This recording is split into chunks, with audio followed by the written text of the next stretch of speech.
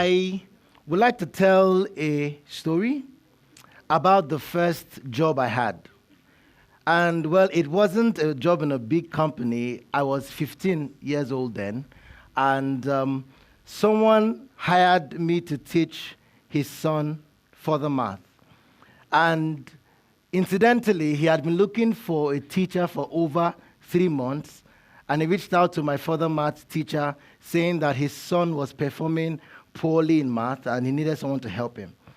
And my teacher reached out to me and said I should teach this man's son. And so I was so excited because at the time my mother gave me 10 naira a day to school. So we had agreed for 6,000 at the end of the month, and that felt like a lot of money. I felt I'm going to be rich, at 6,000 naira. And I met this man, I met his son, and I taught him with every single passion I had for mathematics.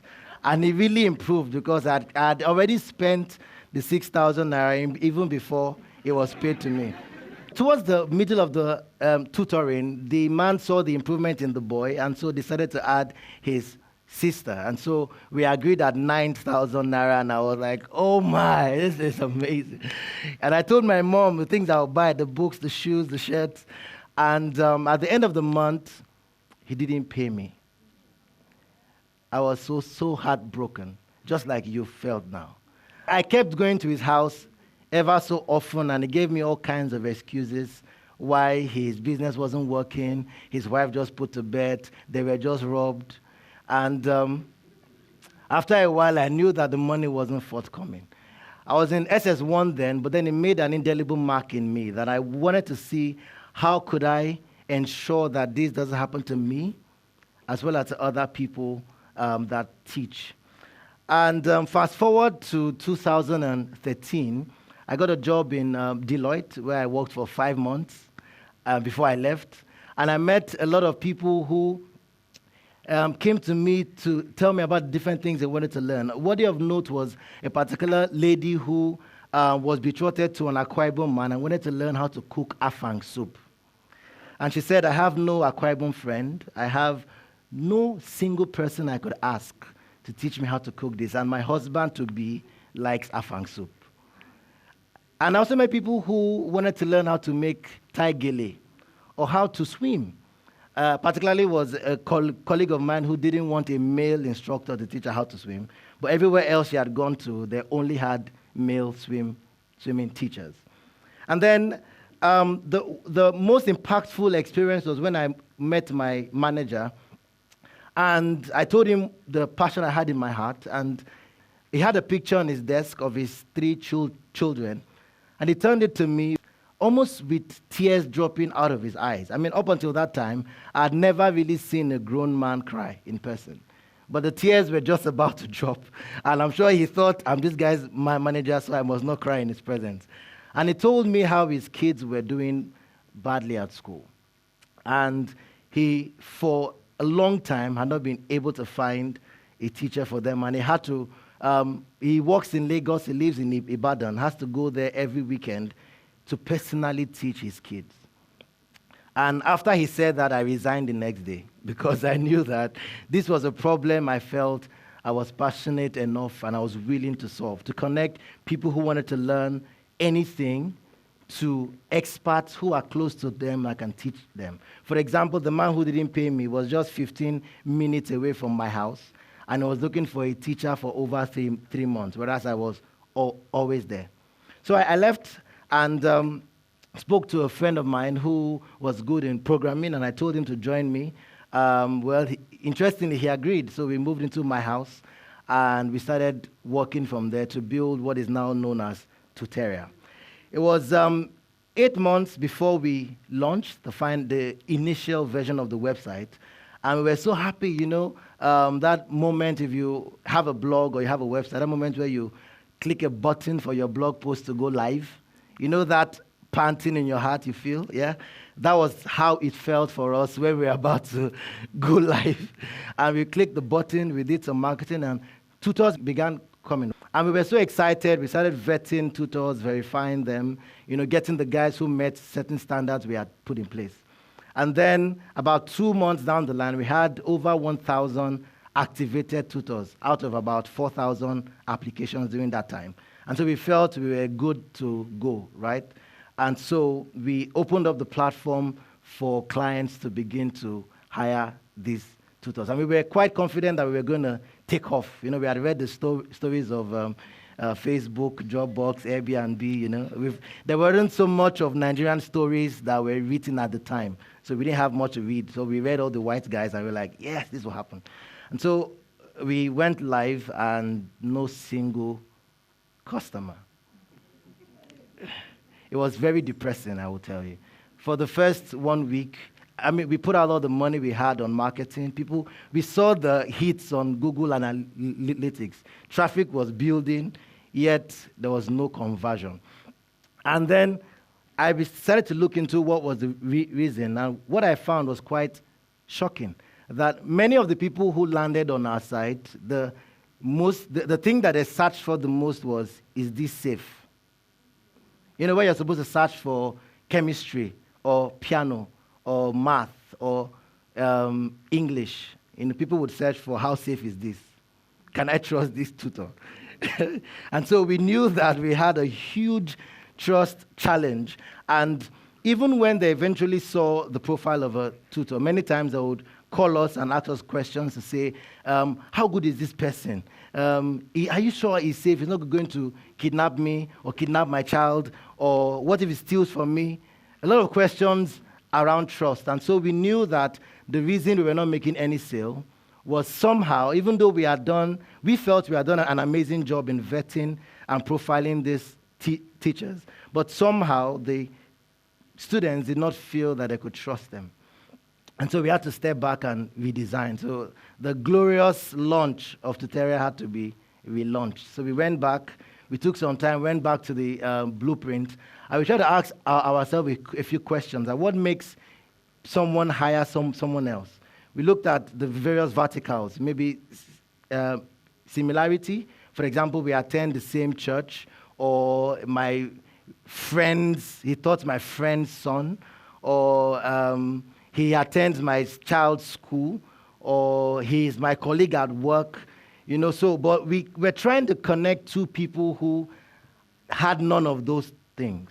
So we had to think of what were the major factors of trust that we could build into our platform to enable that interaction we wanted to build. And so we looked through our processes, and I'm going to tell you the things we learned in that process. The first was the fact that tutors who seem to have great-looking pictures with a smile were likely to get hired than those who had poor-looking pictures without a smile. And for us, that was a huge learning because we could then use some tricks to get more tutors to put in the kinds of images we wanted them to put in. So that was the first thing we learned. The second was the fact that in order to build trust, there is the right level of disclosure that is required from the tutor. So, for example, someone who says, hey, I'm great at math, hire me, was hardly ever hired. And then the one who disclosed too much, saying, hey, I'm very good at math, I used to fail before, but I don't fail again. That's too much information. Those tutors hardly get hired. But then those who are sort of in the middle, who say, hey, I'm good at math, I had an A1 in WAEC, and I'm able to help you, they are the ones that get hired. So we had to come up with a way to encourage them not to say too much and also not to say too little, but ensure that they said the right things to convert customers. And then what we found was after we had done that, we launched the site. And that same night, we got a customer. Actually, around 9 p.m., I got a call from someone, and she said, hi, my name is Mrs. Kuroshi. I've been trying to pay online. I saw this title on your site. I've been trying to pay. It's not going. And you can imagine the panting in my heart. That, are you serious? Payment to stop this single transaction that we've been looking for over 10 months. We quickly fixed the payment system, and then she ended up paying. And guess what? She hadn't met this teacher, hadn't even spoken to her, and she was not even in Lagos. She was in Port Harcourt. And that night, needless to say, there was a dance in my room because I knew that if we could get someone to pay without even having any interaction with the teacher, then possibly there's something here. But then the strongest factor of trust we discovered was what we call a reputation system, what we call reviews and ratings. We introduced that later on. Of course, we didn't get it right the first time, but we tried different iterations. And then what we noticed was that the more teachers got reviews by their students, the more students went for them. And then we discovered that people were willing to put aside all their biases if only they had enough people, typically between 3 and above reviews of a particular tutor. In fact, a tutor was able to charge almost twice their price once they had a good review. So that helped us scale through that difficult period we had where we could not convince anyone to pay for tutoring on our platform, to a point where we have thousands of classes holding every single month, and in fact, 100% of our new customers pay upfront. Most of them pay online, even in a country like Nigeria. We've been able to do that because we try to tackle the trust factor. And this is central in a business like ours where we connect two people who never knew each other. And some of them would meet in their homes and have different concerns. So from then onwards, we've seen that it has become a community where even the students and the tutors are trying to preserve what we have built. So it's beyond now a platform to learn to something where people feel like this is contributing to my personal life. Like my son is doing well because you guys exist. So I'm just going to end with a particular experience we had. There was a client 2 months ago who came to us with 2 of our kids, boys, who were up to the age of reading and speaking, right? But they weren't doing that quite well. They couldn't speak well or read well. So she came to us very panicky and frustrated and said, you know what, please just help my boys to read. And then we got her, she got a teacher who stays not too far from her. And then they had an amazing time. So I'm going to read to you the review she left after the classes. This was a review from the client after the first month. She said, Mudukwe is a very patient tutor. Considering the ages of my boys and how difficult it is to get their concentration, she did a fantastic job. I would definitely recommend her to friends and family. Presently, I gave her a 4 stars. I am reserving my final review until after the 2nd month of engagement, which is typical of most people. And then by the 2nd month, Modukwe nailed it. In 2 months, my son can read and write 5-letter words. He can spell. He recently won an award in his school for the first time. He is eager to pronounce and identify words he's familiar with. Thumbs up to Mrs. Auntie Modukwe, as my son will call him. God bless you. Of course, not every class is as interesting as this. Some, the tutors get there and the clients have locked the door and have gone out and they didn't leave any message for him to be allowed into the gate. So they had to wait in the sun. Some clients may not have gotten their full experience the first time.